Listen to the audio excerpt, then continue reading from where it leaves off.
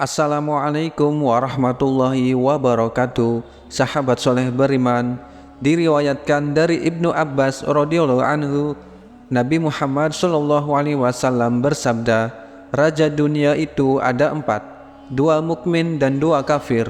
Untuk 2 raja yang mukmin, Zulkarnain dan Sulaiman bin Daud, sedangkan 2 raja yang kafir, Namrud bin Kan'an dan Bukhtanasor.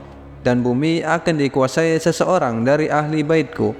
Di video kali ini kita akan membahas salah satu keempat raja dunia, raja zolim di zaman Nabi Ibrahim alaihissalam.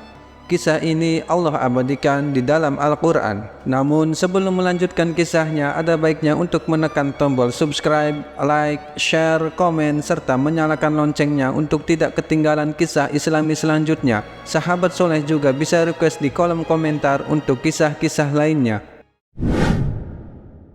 Ibnu Katsir menyebutkan bahwa Namrud sebenarnya adalah cicit dari Nabi Nuh alaihissalam. Ia adalah putra Kan'an bin Kush bin Syam bin Nuh. Para ahli sejarah telah menemukan sejumlah bukti bahwa banjir besar pada zaman Nabi Nuh terjadi di wilayah Mesopotamia, di dekat Babilonia.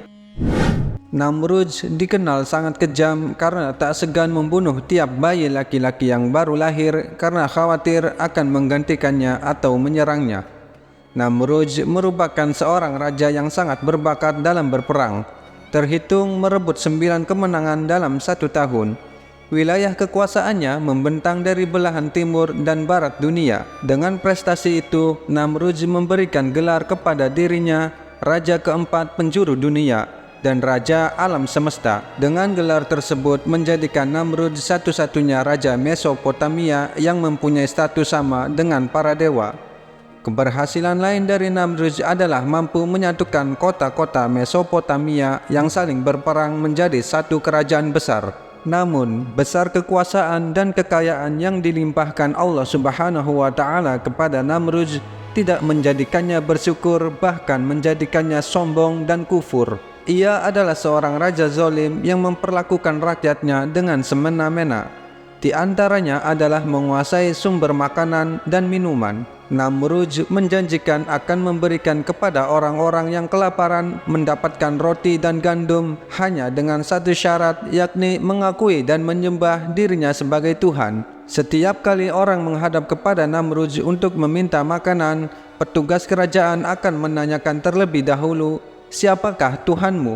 Apabila mereka menjawab Namrud, maka Namrud berkata, "Berikanlah kepada mereka makanan." Hingga suatu ketika Nabi Ibrahim datang ke hadapan Raja Namrud. Ditanyalah beliau, "Siapakah Tuhanmu?" Nabi Ibrahim pun menjawab, "Tuhanku ialah yang menghidupkan dan mematikan." Raja Namrud kembali mengatakan, "Aku pun dapat menghidupkan dan mematikan."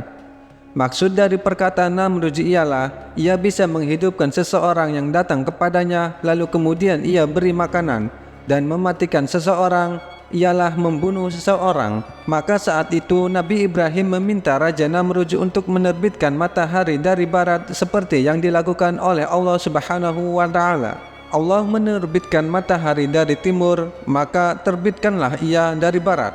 Mendengar Nabi Ibrahim berkata seperti itu, Raja Namrud hanya terdiam dan langsung mengusirnya. Nabi Ibrahim pun tidak menyerah untuk membuat Namrud serta masyarakat menyembah hanya kepada Allah semata dan menyadari kesalahan mereka sebelumnya saat menyembah berhala. Maka Nabi Ibrahim membuktikan dengan menghancurkan seluruh patung-patung di pusat peribadatan dan meninggalkan satu patung yang terbesar. Ketika itu Nabi Ibrahim dipanggil untuk kemudian disidang atas tindakannya menghancurkan patung-patung sesembahan mereka. Ketika melihat patung-patung sesembahan mereka hancur dan hanya tersisa yang paling besar, mereka lantas berkata, "Siapa yang menghancurkannya?" Kemudian Nabi Ibrahim pun lantas menjawab, "Sebenarnya patung yang besar itulah yang menghancurkan patung-patung yang lain." Maka tanyalah kepada berhala itu. Sebenarnya Namrud yakin bahwa yang menghancurkan adalah Ibrahim. Hanya saja tidak ada bukti yang konkret untuk menghakiminya.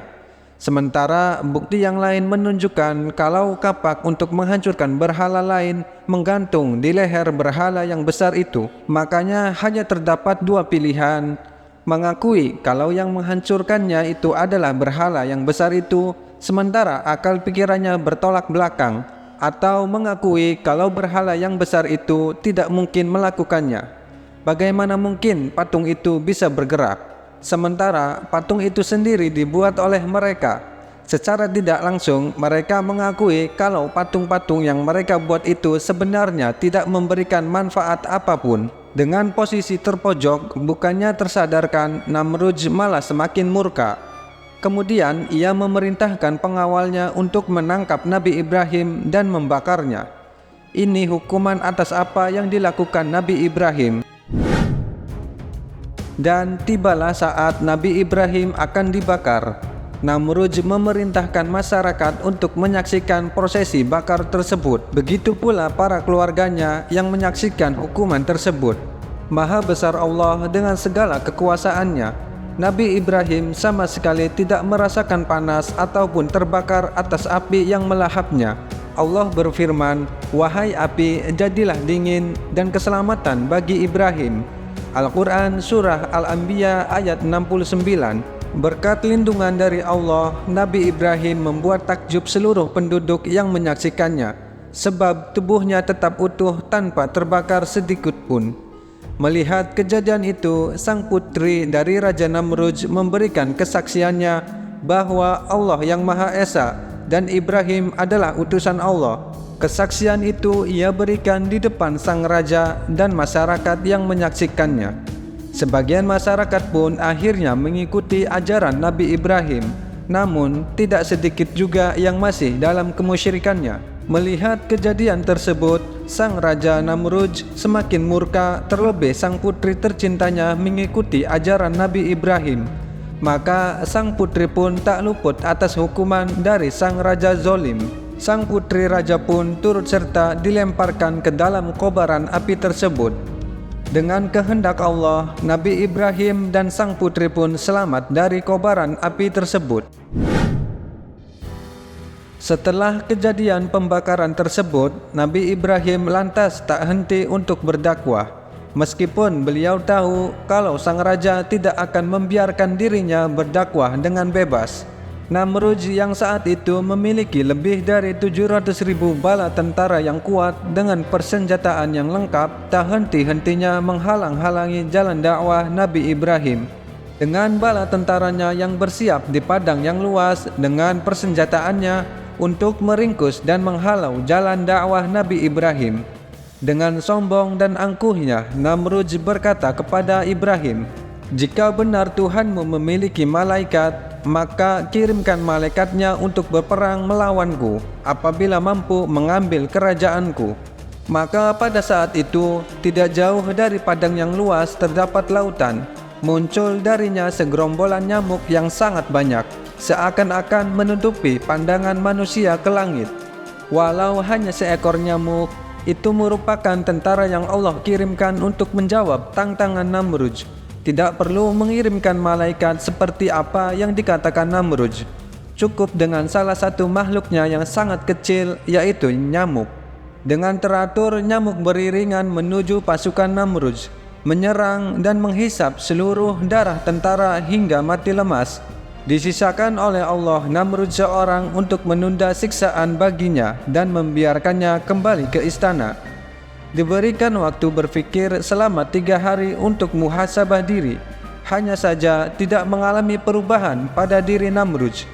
Maka Allah tuntaskan memberikan azab baginya dengan memerintahkan seekor nyamuk masuk ke dalam kepala Namrudz selama 400 tahun lamanya. Hingga akhirnya Namrudz pun meninggal dalam siksaan Allah Subhanahu wa Ta'ala. Sifat sombong pada diri Namrudz sudah sangat melampaui batas. Kelebihan yang dimiliki berupa kekayaan dan kekuasaan membuat Namrudz berpikir bahwa dirinya setara dengan Tuhan yang dapat berkehendak untuk mematikan dan menghidupkan.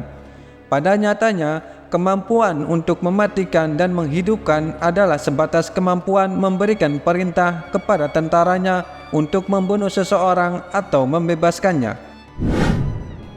Semoga sahabat soleh beriman dapat mengambil hikmah dari kisah tersebut. Wallahu a'lam bishawab.